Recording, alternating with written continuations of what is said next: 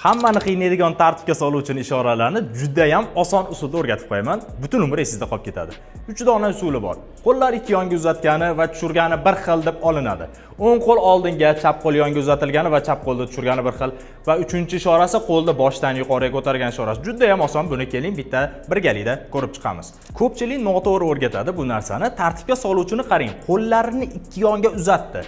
Aynan uzatilgan tomondagilarga ruxsat beriladi xolos. Oldi bilan orqasiga taqiqlaydi.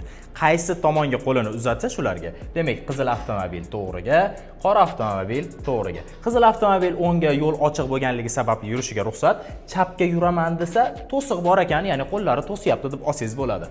Xo'p, qora avtomobil ham xuddi shunaqa o'zi tomondan o'ngga, chapga yuraman desa unga ham to'siq bor ekan deb olasiz. Keyingi ishorasiga o'tdik. O'ng qo'l oldinga, chap qo'l yonga uzatilgan ishorasi.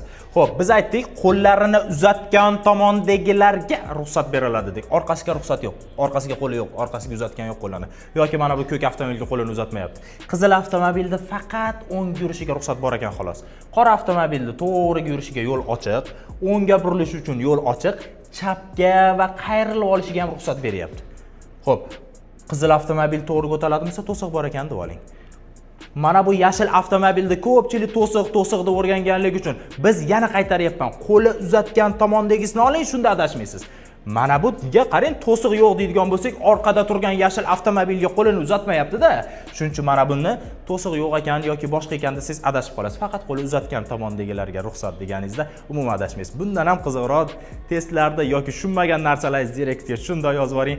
Chatga qilib xudo xohlasa tushuntirib beramiz. Arslonbek Murodov kanaliga obuna bo'lib qo'yasiz.